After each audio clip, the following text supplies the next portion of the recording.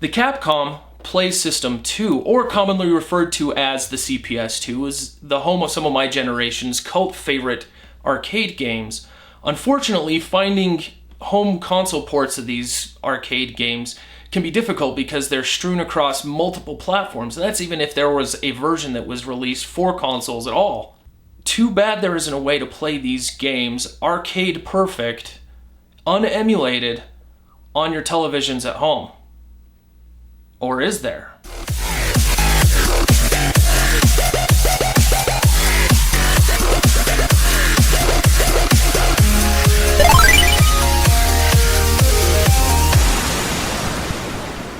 Hey everybody, I'm Lemony Vengeance, and today we're going to be talking about a project that I just finished up. I built a couple of these, and I wanted to share it with you just to show some of the details about it. And as you can tell, it has to do with the CPS2. What I've gone ahead and done is I've consolized a CPS2 A board. And I want to start out by saying that this is not something that is absolutely original to me. Please don't misunderstand that. This is something that I've drawn a lot of inspiration off of from very specific individuals in the arcade community, and I'm going to go ahead and list those individuals right now and give them my thanks. There are a lot of people who have consolized CPS2 A boards, just to name a few, and I'm going to go by their online names rather than their real life names to protect the innocent here. Big thanks to Undamned from just about every arcade forum out there, Arcade Projects, and the Shoryuken forums, for providing me with the inspiration to move forward in this direction, primarily because of his UD CPS2 consolizations that he at one time produced. He's no longer taking orders. I also want to thank Xianxi with Jamination X, or everybody knows him as James, from Jamination X for technical help as well as inspiration in his amazing super guns that he builds. There's also other individuals who have made their own. Gohan X from the Neo Geo forum also provided me with a lot of help when I first started building these things. So what I'm going to do, we'll go ahead and move back to my workbench and I'll talk about some of the details. Alright, so here we are at my workbench, and wanted to go over a couple of the features of the Consolized CPS2, or the CCPS2. You'll notice just on the front a few things. I tried to keep it as stock looking as possible, but you'll notice a couple of USB ports right here and here. This is for first and second player. This board has two undammed UD USB boards in it, so basically the USB encoders that are built into this board, so it's compatible with Xbox 360 and PlayStation 3 controllers. From what I understand, there's a firmware update that's coming out that'll make it compatible with PlayStation 4 controllers, but that has been on the radar for about a year now. So just going to say right now, this is compatible with Xbox 360 and PS3 controllers. It's got the two-player LEDs, one here and one here, to let you know when they're plugged in. I have also wired the fourth kick button to the test button for the boards in here itself. So if you need to upgrade the firmware, you can actually hold down the fourth kick button and it will bring the board into like a boot motor mode to allow for firmware upgrade. All of the buttons are mapped, so start is obviously start, back and select or coin, and then the kick buttons themselves, and I'll go over those in the next segment. But both one player and two player are wired up. I opted to not set the service mode, the test mode / service mode, because pad players are more likely to hit the guide button than anything else. So I decided to leave this button here to allow for you to get into the game's menu, to make changes, set it to free play, that type of thing. You'll notice on this side is a switch. This is the power switch. So flip this switch, it'll turn it on or off, and it's currently in the on position right now. This is off. The board is powered by a Pico PSU, which I've hidden behind the fan for cooling. And you guys might say, holy cow, that's overkill. Yeah, it totally is overkill, but it is the form factor that allows me to get enough juice into the board without having to like rip components out. So you'll notice this big old switch back here. It controls switching between RGB and component. And as you may have guessed, because that's available, there is a JROC 4.1 video encoder in here. So not only can you do RGB and component, you can also do S-video. So there are two connectors back here. We got an S-video connector. This is a Genesis 2 AV cable connector with the exact same pinout. So depending on what you want to use, you can use a standard SCART cable for the RGB, or you can flip the switch and use a component cable. I bought both of mine from a website called arcadeworks.net or .com. I always get those two mixed up. But they make the Omega CMVS. And the form factor of their cables makes it really easy for me to be able to mod to this specification. If you guys want to make your own cables, you're more than welcome to. It's just using the same pinout as the Genesis 2. So you'll notice that it's also got a external power brick. So it's powered by a laptop, or even an external power supply. This is 2.5 millimeter. And it is 12 volt in. The ones that I have shipped out have come with power supplies, so you really don't need to worry about that stuff. The power supplies that I ship out with these are guaranteed working, because I've tested them out. I've done some burn-in. I've played a couple hours on it, and it works just fine. No resetting issues, no nothing. Nothing on this side, as you can see. And you're probably wondering what's with the yellow cap here. This is just a JAMA cap that was made by my buddy Lions 3D, and I'll include a link to them inside the link dump. But this is it. I know what some of you are saying. You totally destroyed a piece of arcade hardware that's never going to play on an arcade ever again. That edge is still there. It's still playable on an arcade cabinet. And not only is it playable on an arcade cabinet, you should be able to get video output from it as well, from the back connectors, while you're playing on an arcade cabinet itself. So it's good for tournaments. It's good for pretty much anything you want. I mean, this is a very durable, all-round consolized board. So still can be used in an arcade cabinet, can be used on a TV, can even be used on a high-definition TV if it's compatible with the component signal. So I know what you guys are asking for now. Probably want to see it in action. Let's head over to my PVM, and I'll give you a tour of it in action.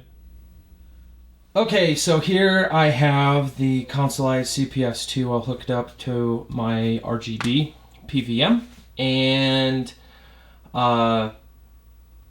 it's as you can see, I've got my CPS2 multi-board connected to it, and I just want to go over some quick display of operation and just how simple it is. So basically, you stick the B board on top of the A board, and then you fire up the game. You connect the thingies, the cables and all that jazz. You flip the power switch right there, and then you can hear that fan humming. And as you can see,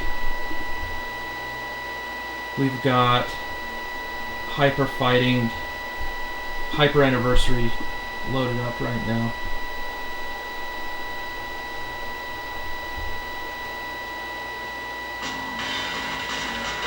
So it's wired up, like I said before, to the stereo connectors. So when you set up a game, you have to make sure that the cue sound is turned on rather than the sound over JAMA, or else you're not going to get any sound. The controls are wired up the same way that you would see an Xbox 360 or a PlayStation controller is set up, primarily out of ease of use. There are a ton of people out there that still have 360 sticks that work pretty much with every fighting game out there for that generation was on the Xbox 360. So for ease of use, USB is the way to go. So controls are set up the exact same way. Top row for punches is X, Y, RB. Bottom row is AB, RT. I did not wire up the test and service buttons to the controller, primarily because I was worried about people accidentally hitting guide or home when they were in the middle of a fight, especially if they're pad players. So you can see that to access the test menu, you'd have to press the button right here. So we'll do that right now. As you can see, there you go, test is right there. So we'll go over the inputs really quick. So it's pretty basic.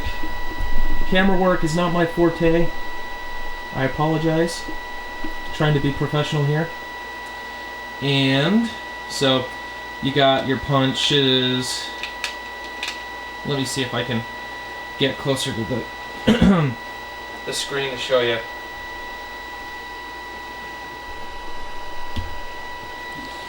So you got your punches, first, second, third punch, and then first kick, second kick, third kick. The back button is coin, and the start button, of course, is start. Now this is wired up for 4-button games as well, so it would be left bumper would be the 4th button if you wanted to play like the side-scrolling beat-em-ups like the D&D games, or I think the D&D games are the only ones that use the 4th button. So, but you can see